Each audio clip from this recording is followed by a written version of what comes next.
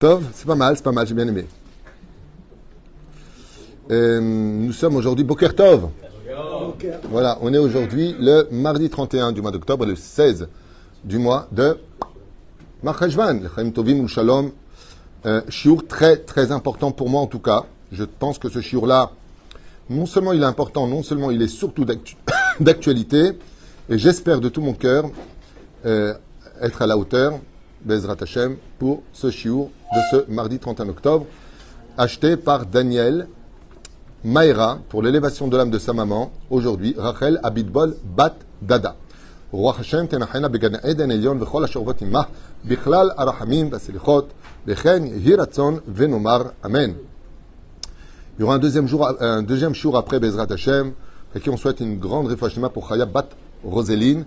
On pensera à Moshe Shai, Shem v'rechoto b'chol hashor le l'chaim tovim ul shalom v'atzlacha rabba, Moshe Shai ben Ilana Jami, à qui on souhaite prompt rétablissement, Achlama Meira, Obriut Etana Moratimi, et toute notre liste.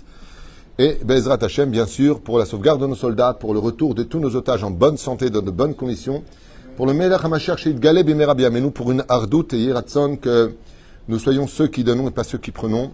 Je vous souhaite à tous vraiment une grande réussite.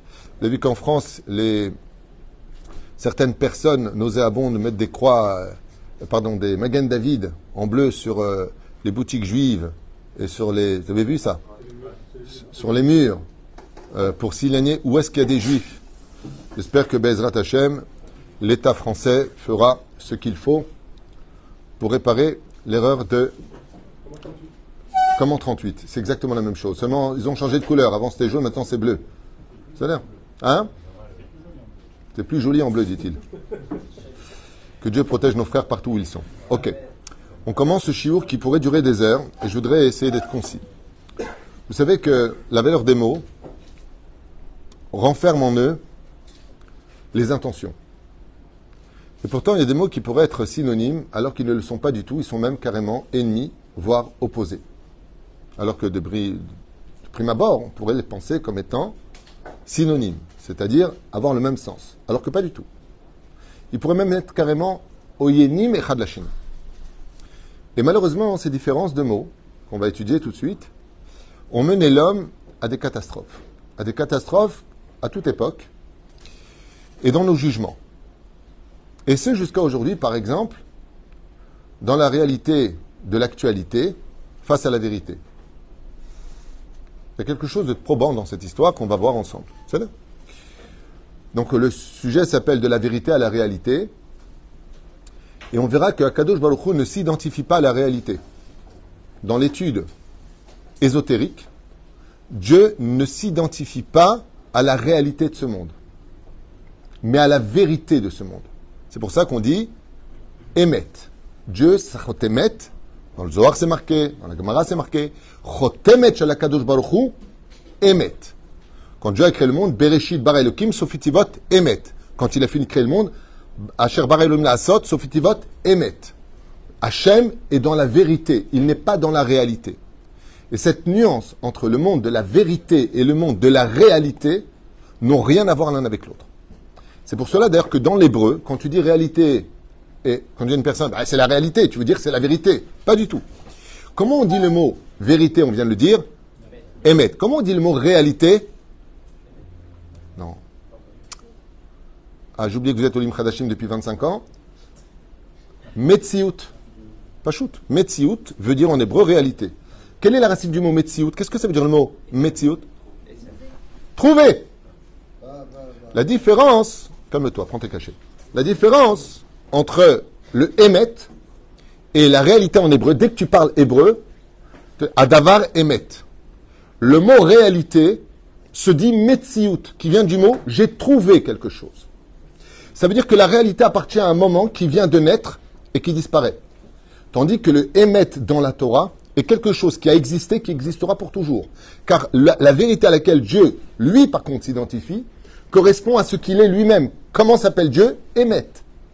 Velachen, en conséquence de cela, étant donné que Dieu s'identifie au Emet, la vérité est éternelle. Tandis que la réalité n'est que passagère. Et on va voir beaucoup d'exemples que je vous ai notés à toute vitesse pour comprendre aujourd'hui justement un conflit médiatique et un conflit d'idéologie entre ces deux pôles qui vont être totalement fabriqués.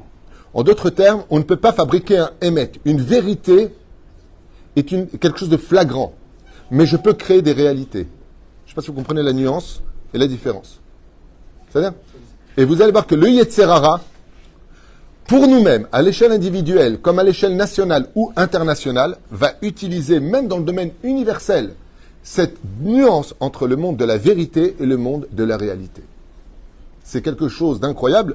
Dans la Kabbale, on appelle ça d'ailleurs l'imagination. L'imagination crée des réalités. Par exemple, prenons la maladie la plus connue dans le domaine de la psychologie, le psychique. Qu'est-ce que c'est une maladie psychique? C'est créer une réalité de mon imagination.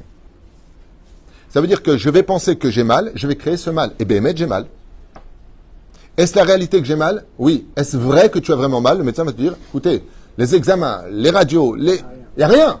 Il n'y a pas de vérité dans ce que vous dites. Il y a une réalité. Et c'est pareil pour tout ce que nous vivons dans le domaine de la spiritualité, dans le domaine de la matérialité, dans le domaine de tout ce qu'on peut vivre. Par exemple, il y a une réalité. Il y a combien de musulmans? 2 milliards et quelques. Il y a combien de chrétiens? 2 milliards et quelques. Il y a combien de bouddhistes? Presque 2 milliards. Dis-le à Mamoumi. C'est une réalité. Mais est-ce vrai? Zot Hachela. Dans la réalité, est-ce qu'il y a un peuple palestinien en réalité? Il n'y a pas de peuple palestinien? En réalité, je ne sais pas dans quelle planète tu vis. Il n'y a pas un peuple palestinien là? Oui, vous venez de tomber dans le piège. Regarde. Daniel, fais-moi confiance. Il y a des poils blancs ici. Fais-moi confiance. Est-ce que c'est une réalité? Bon, je vais m'adresser à... Est-ce qu'il y a une réalité d'un peuple palestinien? Oh! Est-ce que ce peuple est vrai? Ouais, vous venez de comprendre. Mazel Tov. Oui, tu viens de tomber dans le piège pour lequel, si tu étais face à un journaliste français, américain ou autre, tu te serais fait dégommer sur place en public. Pourquoi? Parce que tu n'as pas fait la différence entre la vérité et la réalité. Aujourd'hui, les combats médiatiques se basent sur la vérité du peuple palestinien ou sur la réalité du peuple palestinien. Et qui est tombé le premier dans le piège dans cette idiotie? Le gouvernement israélien depuis 1948. C'est-à-dire, quand on revient à la source, parle-moi de la vérité de ce peuple, il n'y en a aucune. Moi, quand j'entends tous ces gens parler, mais alors qu'est-ce qui me font rire? Les Juifs ont volé l'Israélien la terre des Palestiniens. C'est tout ce qu'ils savent dire. Ils mettent que des titres. Ouvre. Moi, j'ai une seule question à leur poser, une fois de plus, pour la millième fois. Montre-moi, dans l'histoire, la vérité du peuple palestinien. Et là, tout, il n'y a rien. Je défie n'importe quel historien de me montrer l'histoire du peuple palestinien.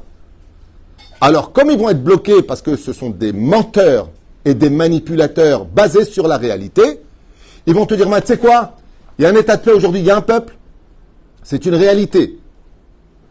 La Torah est basée sur la réalité ou la vérité? Sur la vérité. Notre dimension à nous en tant que juifs, on est en décalage avec le monde. Car le monde vit dans la fabrication des réalités, tandis que nous vivons dans la dimension de la vérité.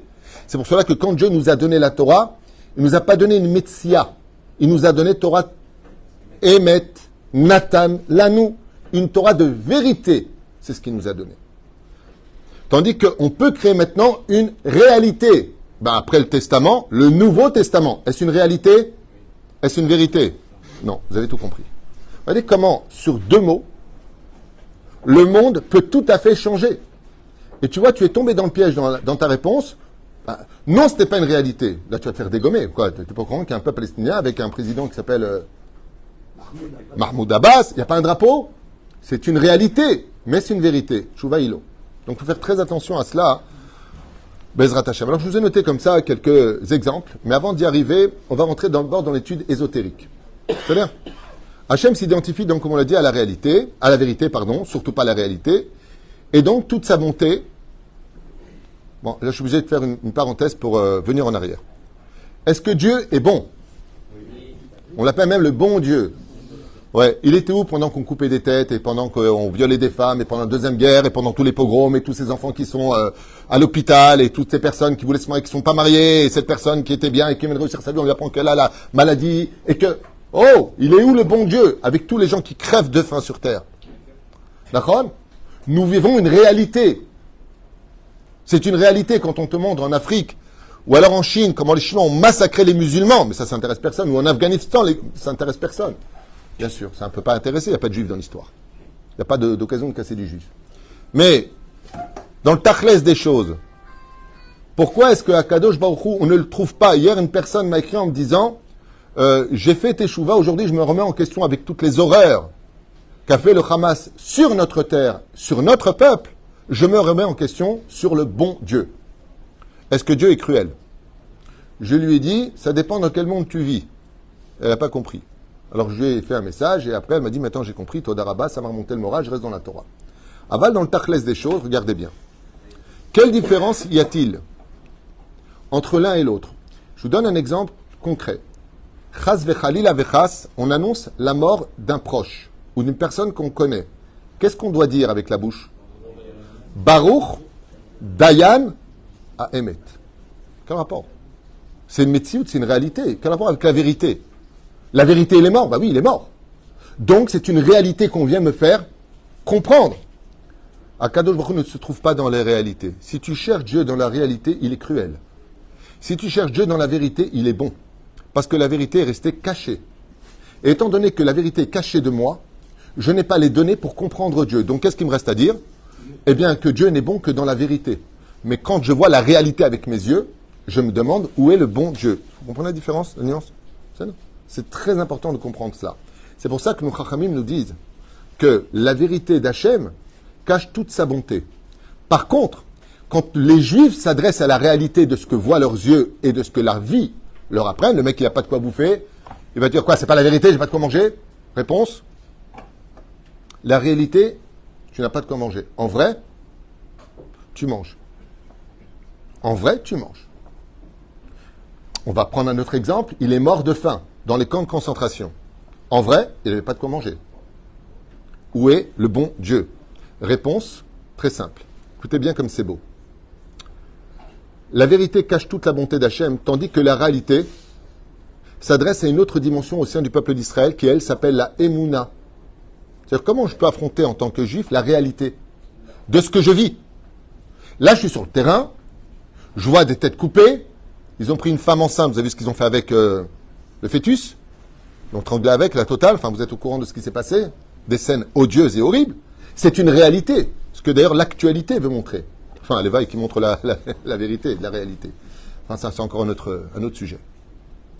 Vous avez remarqué que dans les médias, ils ne montrent que le côté de Gaza. Hein. C'est fou, hein? Pas un mot sur nous, pas une question sur comment vont les otages. Chacun s'inquiète pour ses ressortissants.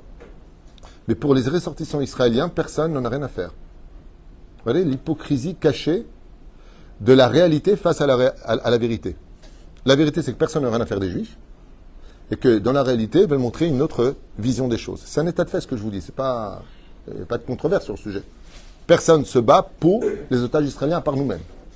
Et chacun va te dire, chacun défend sa paroisse. Ça, nous, on a Dieu avec nous. Baruch Hashem. Alors la réalité, comment elle s'affronte? Au sage de nous dire, Teda Lecha, que la Metsiout, donc la réalité de ce monde, elle a besoin de la Emouna. Parce que si on se heurte à la réalité de ce que l'on vit, de ce que l'on voit, de ce que l'on subit, eh bien, la vie devient automatiquement triste, morose et pathétique. Parce que la réalité de ce monde fait peur. En réalité, vous verrez, beaucoup de personnes vous dire aujourd'hui, ça fait peur d'amener des enfants dans ce monde. Quand tu réalises la réalité, ça fait peur. Quel avenir tu leur offres? Ça fait peur. La Torah, elle te dit, moi je ne suis pas dans la réalité, je suis dans la vérité. Et dans la vérité, tu peux amener des enfants. N'aie crainte. Bizarre. Donc, il y a ici, comme vous le voyez, un accident. La vérité et la réalité sont deux significations complètement différentes. La vérité est un état de fait, réel et vrai, que seul l'Éternel, jusqu'à la fin des temps, connaît. Nous, on ne connaît pas la vérité. Où seul Hachem détient toutes les réponses. Parce que si tu me donnes une vérité, c'est que tu m'as donné un argument sur lequel je n'ai plus de questions derrière. Par contre, le reste se négocie. La réalité se négocie. D'un média à l'autre, par exemple l'Argentine prône pour Israël, elle vit la réalité des images différentes de l'Europe et d'autres pays, comme l'Amérique du Sud. Ok? La réalité est une metsiout, ce qu'on appelle une trouvaille, que notre intellect voit comme étant une évidence. Alors qu'en réalité, la réalité n'exprime en rien la vérité. Pourquoi? Parce que la vérité est quelque chose de fixe et d'éternel, tandis que la réalité n'est rien d'autre que ce ne sont rien d'autre que des événements variants. Ça va bouger dans le temps. Ça va se déplacer parce que la réalité peut changer de visage à tout moment. On a vu des retournements de situation sur des réalités qui se sont retournées contre nous. Par exemple, le massacre qu'a fait le Hamas en Israël, le premier jour seulement, ça a été la une des journaux. Massacre, massacre et massacre. Le surlendemain, c'était nous les bourreaux, et eux, les victimes. Ken? Je vais rentrer dans le débat philosophique, ça m'amènerait beaucoup trop loin. Il faut intégrer dans ce que vous dites le mot de parole. Le vrai ou la réalité existe parce que je parle. Quand on parle d'une langue à l'autre, on parle de ce qu'on appelle un découpage linguistique qui fait ce qui existe dépend de la manière dont je parle. C'est ce qu'on a dit. C'est ce qu'on vient d'expliquer. Ça veut dire qu'on a vu ensemble que ça va dépendre de notre intellect. Non. Si? Parole. Non, non. Mais la parole, c'est la conséquence de l'intellect. Non. Ben, c'est ce que dit la Torah en tout cas. Peut-être pas en philosophie, mais la Torah elle dit sauf maaseh marshava techila. Ça veut dire que pas simplement la parole, l'action n'est que l'expression de la pensée. C'est ça. Donc moi je prends un raccourci si tu me permets. Pour expliquer que toi tu parles de la parole, ça veut dire que la réalité, je vais la faire communiquer à l'autre par une manipulation de la parole, mais il n'empêche que nos chachamim nous disent que la réalité va dépendre de ton regard sur cette réalité-là. C'est encore un autre sujet. C'est une chaîne. Là, tu t'arrêtes à un des maillons de la chaîne, tu as raison. Moi, je parle de l'ensemble des choses, jusqu'à l'acte, si tu veux. L'acte peut mener à une guerre à cause d'une fausse réalité qui est loin de la vérité. Prenons un constat. Un constat qui va vous plaire parce que cet exemple-là est flagrant. Je vous ai noté comme ça, un premier exemple, j'en ai plusieurs. Ok. Une épouse constate que son mari est méchant avec elle. Et elle donne des faits. C'est une réalité. Mais elle sait au fond d'elle qu'en vrai, son mari est bon. C'est donc qu'il est dans une mauvaise passe. Je répète. Son mari est méchant avec elle. Il y a des faits. T'es rien, tu vaux rien à mes yeux, j'en ai ras le bol de toi. Elle l'appelle, il vient pas. Il lui raccroche au nez. À 13h, 22 minutes et 30 secondes. C'est-à-dire, il y a des faits. Est-ce une réalité? Oui. Ben pourquoi tu ne le quittes pas? Parce que je le connais. Je sais qu'à l'intérieur, et c'est d'ailleurs sur ça qu'est basé tout le shiur, mais ce serait trop long de l'expliquer, c'est que c'est comme le fruit, il y a la clipa et il y a le fruit. La vérité, c'est l'intériorité, et la réalité, c'est l'extériorité. Ce qui fait qu'on peut se heurter à des gens qui vont être maladroits, mal lunés, dans une mauvaise période, mais on sait au fond de nous que, en réalité, c'est faux. Ça veut dire que la vérité de la réalité est fausse. L'exemple le plus connu de tous au sein de la nation juive, c'est lequel? Entre la réalité et la vérité. Vous allez comprendre, c'est magnifique. Kol Israël yesh lahem chelek laolam haba, sheneemar ve'amech kulam tzadikim. Car tout ton peuple, sans exception, sont des tzadikim. Est-ce une réalité? Non. Ah non, pas du tout. Hein. Non, que ce soit très clair, pas du tout. Et celui qui dit le contraire, qui laisse habiller le mec. Kulam tzadikim. On est combien à Shomer Shabbat? Peut-être 20% sur Terre. Combien à manger kasher? Allez, 22%. Kulam tzadikim. Il y a deux options. Ou on nous ment, ou il y a une différence entre la réalité et la vérité. Kipchuto. La Torah, elle te dit, tous les juifs sont des tzadikim. Va-t'en, Merazé. Est-ce vrai ou faux? C'est vrai. La Torah ne ment pas. Est-ce une réalité? Non. Que vient, il te double et va te faire ceci, espèce de fils de machin. Il te prend comme un Israélien qui est venu qui a crevé les pneus de mon fils parce qu'il a pris sa place qui n'était pas sa place. En plus, c'était une place libre. Il a crevé les 4 pneus. Et tu vas me voir, tu dis, oh, tzadik. C'est pas un tzadik, c'est une ordure. Alors, comment tu peux me dire, tout Israël, tzadikim, t'as tzochek alay. Et pourtant, la Gemara dans Maseret Ta'anit, Sanhedrin Tzadi Amoud Aleph, nous dit, même Forash, Kol Israël, Kulam tzadikim. À un tel point que Dieu nous confirme qu'on ira tous au Gan Eden, on ira tous au paradis. Mais je ne comprends pas, il est marqué, tu ne fais pas Shabbat, tu ne fais pas Yom Tov, tu ne manges pas Kasher, toute sa famille date. Celui qui dénigre les fêtes. Et tu me dis que tout le monde, le monde futur. Il y a une réalité qui se vit dans le monde de l'illusion, c'est le monde de la terre. Sur terre, enlo. Aval, dans le monde de vérité, yelo. Il aura. Vous voyez qu'il y a des exemples qui sont flagrants. On sait que dans la réalité, ce que tu m'as fait n'est pas bon, mais je te connais moi vraiment, je sais vraiment, vrai, qui tu es. Et donc, dans cette intériorité-là, je peux m'adresser à toi. Quand Dieu nous dit qu'on est tous tzadikim, c'est parce qu'en vrai, on est tous tzadikim. Et dans la réalité, on n'est pas forcément. Vous comprenez là? C'est très clair. La vérité fait partie de ce monde d'Idonayon. La vérité ne fait pas partie de ce monde d'Idonayon. Il a fait méode. Tu as complètement raison. Ça, c'est le langage du Zohar. Comment appelle le Zohar ce monde? Alma de Shikra. Tu viens de donner la réponse finale. Ça veut dire que, comment s'appelle le monde dans lequel on vit? Eh bien, le monde du mensonge. Et c'est pour cela qu'à la fin des temps, pour lutter contre les forces du bien, la Gemara dans Masechet Sota 49 à Moudbet nous dit quoi? Ha'emet ya'ader. Traduisez.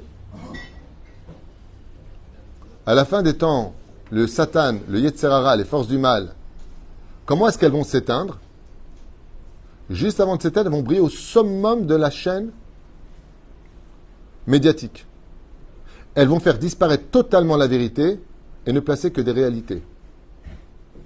Et avec ces réalités qu'on va étudier tout de suite, qui sont très faciles à manipuler, car on a vu que le mot metsiout, qui veut dire réalité, vient du mot motse, trouve une idée pour créer une réalité. D'ailleurs, qui est le spécialiste numéro un, le génie, le professeur des réalités en pathologie, la pathologie la plus connue, mondialement connue? Bravo, le PN. Mazé, un manipulateur pervers narcissique, c'est quelqu'un qui va créer des réalités en cachant ses réelles intentions, ses vraies intentions. Il sait qu'il va aller faire un shlambaït pour soi-disant se donner bonne conscience. Il va dire à sa femme, écoute, puisqu'on va faire un shlambaït, viens, on va au restaurant. Ensuite, il lui achète une petite chaîne en cadeau, parce qu'il sait que le rave, il va donc prévoir à l'avance toutes les questions qu'il a à poser. C'est-à-dire, je fabriquais des réalités. Vous savez combien de temps vous n'êtes pas sortis ensemble? Bah, justement, lundi dernier, on était au restaurant. C'est ça, chérie? Quelle belle figure. J'ai dit une réalité. Tu veux le nom du restaurant? Tu veux savoir ce qu'on a mangé? Combien de temps vous n'avez pas fait de cadeau à votre femme? Chérie, montre-lui ta chaîne, s'il te plaît. C'était avant-hier, je crois, non? Psh, quel mari! En réalité, ce qu'il a fait, c'est qu'il a créé une réalité. Mais ses intentions, c'est tout simplement de te manipuler, donc te faire croire que lui, c'est le sadique du monde, que l'autre, elle se plaint tout le temps, et ainsi de suite. D'ailleurs, le pervers narcissique, derrière Hagav, à propos de cela, il fabrique des réalités tellement fortes qu'il arrive à mettre chez lui des réalités et des vérités chez l'autre. C'est pourquoi les gens qui sont victimes de pervers narcissiques sont complètement déstabilisés et détruits de l'intérieur, parce qu'ils ont atteint une vérité falsifiée en réalité. C'est quelque chose de terrible psychologiquement. C'est-à-dire qu'ils arrivent à faire comprendre à l'autre que c'est de sa faute constamment. Et l'autre finit par y croire. Il a dit, mais c'est vrai, à ce point-là, je suis mauvais. Est-ce vrai? Je ne me reconnais plus. Je ne suis plus moi-même. Comme vous verrez cette haine, il faut avoir du courage. Sur les réseaux sociaux, en Russie, en hiver, de dire les mecs, il y a un avion qui vient de Tel Aviv, qui fait juste une escale, hein, de prendre les voitures à 150, 200 mètres et de courir jusqu'à l'aéroport, de défoncer. Non, il n'a pas besoin de défoncer parce qu'on n'a vu aucun service d'ordre, bizarrement. Hein, moi, je sais pas, dans les aéroports, pour arriver jusqu'à l'avion, faut se battre. Mais effectivement, dans les photos, dans les vidéos qui ont été faites, il n'y a personne. Il n'y a pas de police, il n'y a pas de service d'ordre. Ils rentrent comme des... Ils entrent où ils veulent. Il y a une porte blindée. Non, il ne défonce même pas. Je pensais qu'elle a défoncé. J'ai revu la vidéo, là. Hein? Non, une fois, elle pousse. Deuxième fois, et l'autre derrière lui dit non, ici, il n'y a pas de juif, c'est juste au fond du couloir. Mais qu'est-ce qui les a motivés à cela? Regardez, en France, en ce moment, il y a des Magen David bleus qui sont déposés sur des lieux où se trouvent des juifs. C'est une réalité. Normalement, une chose pareille devrait remettre tout le monde en question. Vous savez quelle différence il y a entre ça et ça? C'est que tout le monde réalise qu'il y a des Magen David qui les définissent. En plus, en bleu, bien peint comme il faut pour pas que tu puisses peindre. Même si tu peins, c'est fluorescent, que ça ressorte. style tu peux pas nous échapper, mais personne n'imagine qu'en vrai ça puisse arriver. Vous comprenez la différence? Tout le monde réalise, mais il y a une histoire très connue qui s'appelle le petit chaperon rouge. Vous connaissez le petit chaperon rouge, hein, qui est avec le loup. Elle vit la réalité parce qu'elle est habillée en grand-mère, l'illusion. Bah, tu peux pas être le loup, puisque tu es dans le lit de ma grand-mère. Tu portes son chapeau, tu portes sa robe. Et elle lui pose des questions. Jusqu'à ce qu'elle arrive à la vérité, elle a eu le temps de se faire bouffer. Kipchuto. Pourquoi je vous ai parlé de tout ça? Donc j'avance dans le sujet. Le mal, la désinformation, le mensonge, la fourberie et tout ce qui va avec, veut justement faire passer la réalité pour la vérité. Et c'est ce qu'on vit aujourd'hui au sein des médias et de notre histoire. On veut faire passer le peuple d'Israël pour un peuple aussi de réalité, mais pas un peuple de vérité. Nous ne sommes pas la religion de vérité, nous ne sommes pas dans la vérité de notre légitimité, nous sommes une réalité qu'il faut effacer. Et pourquoi ils se démènent à nous anéantir? Parce qu'effectivement, la réalité peut s'anéantir, mais la vérité ne peut pas s'anéantir. Je vais m'expliquer clairement. On crie tous Israël Chai Vekayam. Vous savez pourquoi? Parce que le peuple d'Israël est le seul peuple de l'histoire à appartenir à la vérité de la Torah. Nous sommes le peuple de la vérité. Et comme la vérité est éternelle, c'est ce qui nous donne le droit à l'existence. Prenons les Babyloniens, les Perses, les Grecs, Rome. C'était des peuples de réalité, mais pas de vérité. Donc, ils ont tous disparu comme une réalité. La réalité est une illusion fabriquée au nom de la vérité. Et aujourd'hui, si on a un décalage réel entre l'histoire, donc peuple réel en 2023 palestinien, mais dans l'histoire, une fois de plus, je le redis à voix haute, je défie, s'il vous plaît, les historiens, de venir sur un plateau raconter l'histoire du peuple palestinien. Le problème, c'est que vous allez être bloqué, parce qu'entre Suleiman le Magnifique, Godefroy de Bouillon, au début du Moyen-Âge, je veux bien, tu vois, bon, à un moment, hein, et puis après, on avance dans le temps, il n'y a jamais eu de peuple, c'est bizarre, quand même bizarre. Ensuite, tu as les Anglais qui débarquent, qui vont coloniser Israël, il n'y a toujours pas de peuple palestinien, c'est quand même bizarre. La terre s'appelle la Palestine, et quand on regarde les drapeaux, une fois de plus, pour la millième fois, de 1932, 1936, 1939, c'est une Magen David. Palestine, drapeau bleu et blanc, je vous l'ai montré, et c'est bizarre qu'en 1932 ou 1936, il n'y a toujours pas de peuple palestinien. Par contre, se crée le drapeau jordanien, qui est aujourd'hui le drapeau palestinien. Donc, en fin de compte, si je comprends bien, où est-ce que devraient aller vivre les Palestiniens? Ben, en Jordanie, sur le domaine historique, pas de ce que je pense personnellement. Est-ce une vérité ce que je dis? Oui. Est-ce la réalité d'aujourd'hui? Non. Les Gazaouis. Vous avez compris? On a fabriqué une réalité. Et ça nous a mis dans la pagaille. C'est pour cela qu'il y a beaucoup de gens qui vivent la réalité de leur judaïsme, mais ils ne vivent pas vraiment leur judaïsme. Et c'est pour ça que la Gemara nous dit qu'à la fin des temps, le Mashiach viendra régler les comptes avec la vérité. Qu'est-ce que c'est le Mashiach? C'est le monde du Hémet dévoilé dans ce monde. Le mensonge disparaîtra à la vérité. Et qu'est-ce que nous dit la Gemara? Chazal nous dit que le Mashiach il viendra montrer vraiment qui travaillait pour Hachem et qui ne travaillait pas pour Hachem. Pourquoi? Parce qu'en réalité, on peut voir des gens qui sont barbus, chapeaux, gentils. On peut voir des gens qui sont dits professionnels dans tel et tel domaine, mais en réalité, la vérité, ce n'est pas ça. Combien de... Pas tous, certainement. Mais vous êtes tous au courant du scandale qui a eu lieu en Israël ces dernières années. Combien de Russes sont montés avec de faux certificats, faux diplômes? Il y a eu des arrêts de partout et ça a été caché par le gouvernement. La réalité, ils sont venus avec... Mais est-ce qu'il est vraiment médecin? Sheila. Mais la reine actualité cherche à montrer la réalité, mais ne parle pas du tout de la vérité. Et ainsi donc, dans notre vie, et c'est avec ça que je vous mets en garde personnellement, posez-vous toujours la question, est-ce que dans votre vie, judaïsme, dans votre couple, dans votre éducation, dans votre relation, dans votre existence, est-ce que tu as vécu des réalités ou la vérité? Parce que la résurrection des morts, qui est le monde de la vérité, ne s'adressera qu'à ceux qui ont vécu la vérité. Qu'est-ce que c'est la définition de Toho Kevaro? Tu es intérieur comme extérieur. Ce sont des gens qui ne montrent pas des réalités sans vérité. Ça veut dire que leur réalité, en réalité, n'exprime que leur vérité. Et ça, c'est quelque chose qui est le travail de toute notre teshuva. Le peuple d'Israël doit travailler le Emet qui est en lui. La dimension du Emet comprend toutes les lettres de l'alphabet, car le Emet couvre toutes les réalités. C'est-à-dire, quelle est la première lettre du mot Emet, vérité? Aleph, première lettre de l'alphabet. La dernière lettre? Taf. Celle du centre? Même. Zeperouche d'abord. Pour lequel la vérité englobe toutes les réalités. Mais pour cela, il faut rentrer dans le réel des choses. C'est-à-dire que si on se posait les bonnes questions, au lieu d'aboyer comme des chiens pour faire de l'audience avec une haine démesurée, vous avez volé la terre des Palestiniens, c'est tout ce qu'ils savent dire.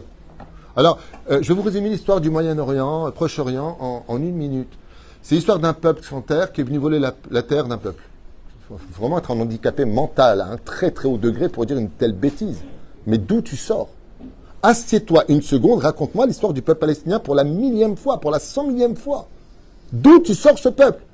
Vous savez, j'ai posé plusieurs fois la question à des gens qui voulaient chercher la vérité. Et vous savez, la réponse que j'ai eue depuis, et ce jusqu'à maintenant, ben, je sais pas, c'est ce qu'on dit. Je ne peux pas dire autre chose. Je ne peux pas dire autre chose. Je ne peux pas dire autre chose. Parce qu'il n'y a rien d'autre à dire. Il y a une réalité qui n'est pas la vérité. Et les médias se régalent de cela. Ils envoient des bombes.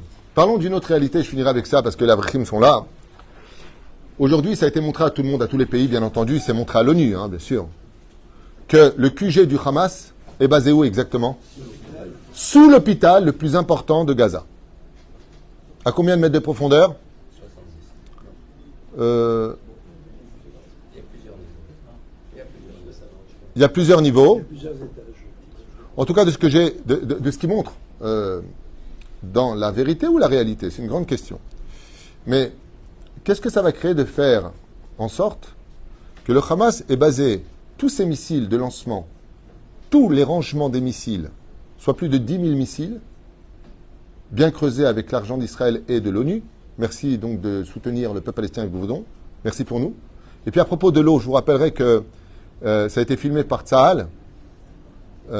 Les tuyauteries d'eau, j'ai oublié de vous dire, les tuyauteries, vous savez les tuyaux oui, ils servent aujourd'hui, ils ont été démontés pour servir de missiles. Juste que vous sachiez. Hein? Oui, oui, c'est écrit dessus en hébreu, oui.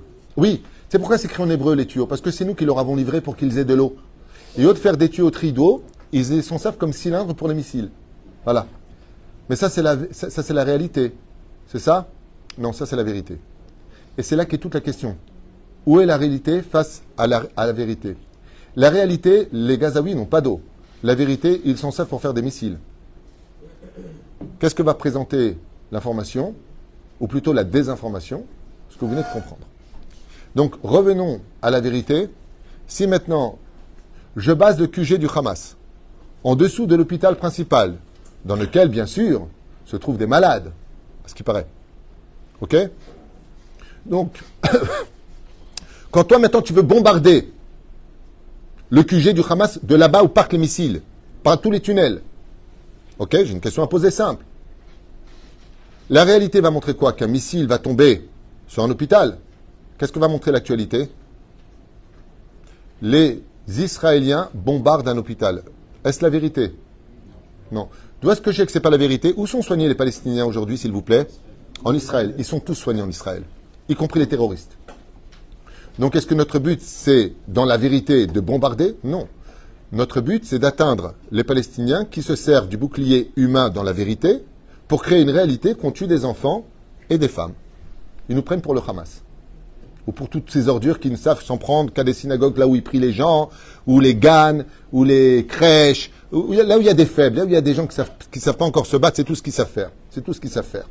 Mais venir se battre, viens te battre homme à homme. Viens, ça ils ne savent pas. Sauf s'ils viennent à 1000 pour un. Ils ne savent pas. Ils ont tous des grandes bouches. Et moi, rien du tout. C'est beaucoup de... Mais face à une réalité créée, alors on peut créer des mensonges. Et voilà exactement la raison pour laquelle aujourd'hui nous souffrons de notre Yetzer Hara à l'échelle individuelle, à l'échelle familiale, à l'échelle sociale, à l'échelle éducative, à l'échelle professionnelle, à l'échelle médiatique, à l'échelle du conflit, de la guerre, de la fin des temps.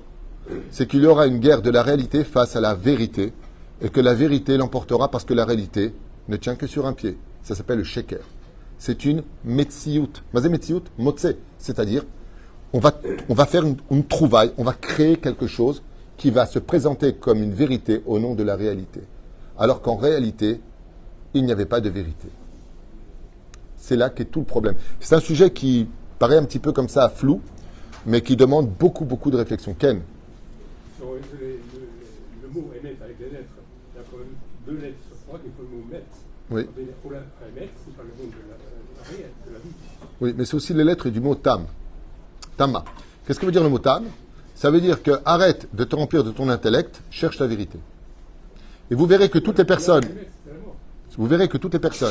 même à l'ONU, le peu de gens qui ont exprimé la défense d'Israël n'ont pas apporté ni de l'actualité, ni de la réalité.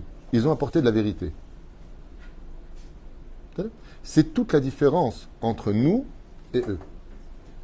Quand tu viens et que tu montres des photos prises d'un enfant, et c'est dommage, certes, palestinien de 5 ans, le père il le lève, il pleure. Ben, c'est une photo qui montre une réalité de ce qui se passe sur le terrain. Mais est-ce la vérité? Est-ce qu'on a fait une enquête de comment cet enfant a été tué? Comment il a été touché? On a des témoignages des Palestiniens qui disent que ceux qui les ont le plus massacrés, tués et torturés, ce sont le Hamas. Eux-mêmes le disent. Il y a des vidéos sur tous les réseaux sociaux. Des gens qui se sont sauvés de Gaza. Moi-même, j'ai rencontré une fille dite palestinienne de Gaza qui s'appelait Afaf et qui m'a dit que son plus grand souhait à toute sa famille et à elle, c'est que les Israéliens reviennent vite parce qu'avec les Israéliens, ils étaient heureux. Ils avaient du travail. Tandis qu'avec eux, ils sont menacés constamment, voire violés, coupés les têtes. Entre eux. Mais ce qu'il y a de dramatique, c'est que si le Hamas tue des Palestiniens, vous verrez que ça n'intéresse personne. Parce que les Palestiniens ne sont intéressés par personne. Ce soi-disant peuple fabriqué. Ben, vous avez combien ils ont accueilli d'étrangers en Europe? Combien ils ont accueilli d'étrangers en Europe ces dernières années-là? Des millions. Il y a 2 millions de Palestiniens, de 300 000 sur la bande de Gaza. Eh bien que chaque pays, pour l'instant, l'Égypte, et puis Arabes autour, la Libye, la Syrie. C'est bizarre parce que, vous avez remarqué, les Palestiniens ne veulent surtout pas aller chez eux, et ils ne veulent surtout pas d'eux. C'est quand même fou. Alors posez la question, pourquoi vous ne voulez pas aller chez eux? L'islam vous unit, non? Réponse, ils vont nous laisser crever, ils vont nous massacrer. Comme Septembre Noir, comme Soudan de... comment ça s'appelle Hussein de Jordanie. S'était régalé de tuer combien de Palestiniens à l'époque? 10 000. Il y en a qui disent 15 000 selon. En un jour. Hein. Septembre Noir, vous connaissez l'histoire, non? Étudiez un petit peu quand même, cherchez un peu la vérité quand même. Hein? 1971. Vous vous rappelez les deux canons? Comment réagit le monde? Ils règlent leur compte. C'est marrant. Alors, quand la Jordanie tue des Palestiniens ou que l'armée égyptienne tire sur des Palestiniens qui veulent passer la frontière, personne n'en parle. Il n'y a pas un Palestinien a été abattu par un Égyptien. Il n'y a pas. Mais si on construit une maison chez nous, en Israël, dans le monde de notre vérité, l'ONU se réunit en moins de 6 heures, Israël est condamné et boycotté. Bravo. Et c'est pour cela que la vérité sera un phare qui va aveugler le monde à la fin des temps, pour anéantir toutes ces réalisations extraordinaires dignes d'Hollywood, sur le peuple le plus pacifiste, le plus merveilleux, le plus moral. Je rappellerai à tous ceux qui veulent bien entendre la vérité. On vit dans un pays où après 5 élections du Premier ministre d'Israël, nous n'avons pas réussi. Vous savez pourquoi? Parce que 50% du peuple d'Israël est de gauche ou d'extrême gauche. C'est-à-dire qu'ils prennent la défense de ce peuple fabriqué qu'on appelle les Palestiniens, pour lequel ils ont versé 50 milliards de shekalim. Moi, je n'ai pas entendu 10% du côté arabe qui défendent la cause d'Israël. Et on vient nous parler de démocratie. Alors je dis à tous ces gens-là, Bezrat Hashem, de se réveiller de leur bisounours de réalité et de fabrication historique, et enfin de rentrer dans la vérité pour réaliser réellement ce qui se passe au sein de notre peuple, qui a été toute notre vie discutée pour tout simplement avoir le droit d'exister. Baruch Adonai Leolam, Amen et Amen.